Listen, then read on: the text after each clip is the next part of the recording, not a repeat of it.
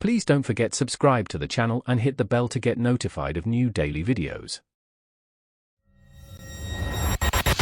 I'm Marissa, and for years, the Creative Canvas Collective was my second home. It's a wonderful community art studio where artists of all levels could share resources and inspiration. My focus is usually on intricate, small-scale pieces, often for local murals or public installations.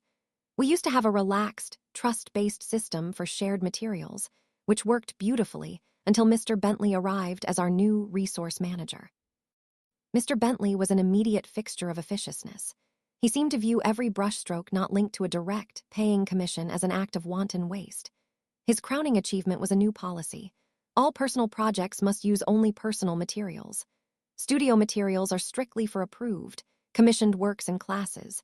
Any use of studio materials for personal projects, no matter how small, must be logged, justified in writing, and approved by a director.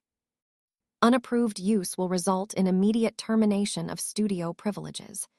He delivered this with a self-important flourish, clearly aimed at stifling the very creative freedom that made the studio thrive. He particularly enjoyed scrutinizing my requests. I remember once needing a specific shade of ochre for a touch-up on a community mosaic. He denied it, citing non-essential personal use, even though the studio had buckets of the stuff. Meanwhile, I and many others noticed substantial quantities of expensive resins, specialized pigments, and high-quality canvas disappearing from the main storage, materials that Mr. Bentley himself handled the inventory for. It became obvious his rule was less about accountability and more about control, and quite possibly covering his own tracks. So I decided to comply, to the absolute letter.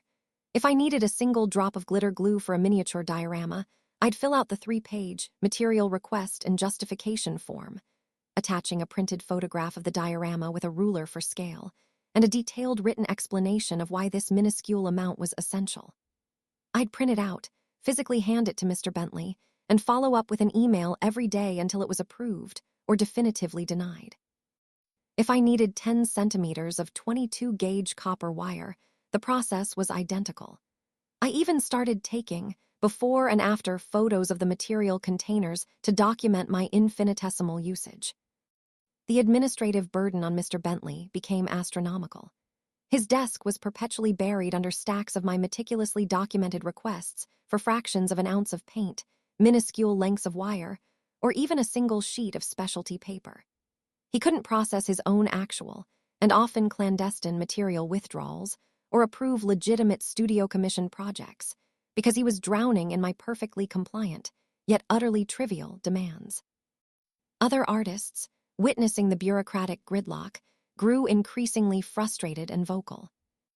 The real turning point came when Tessa, a sharp-as-a-tack new member of the board, started asking pointed questions about the studio's budget and inventory.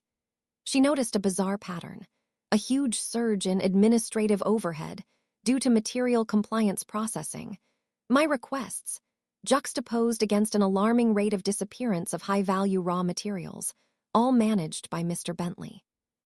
My detailed logs, proving I was using literally grams or milliliters of material, highlighted the massive, unexplained discrepancies.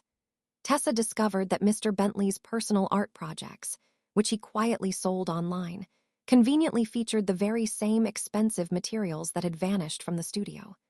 An internal audit was swiftly initiated, resulting in his immediate termination and subsequent legal action for embezzlement. The studio's material policy was rewritten to something far more sensible, and I received a public apology for the undue scrutiny. My satisfaction was quiet, internal, and utterly complete.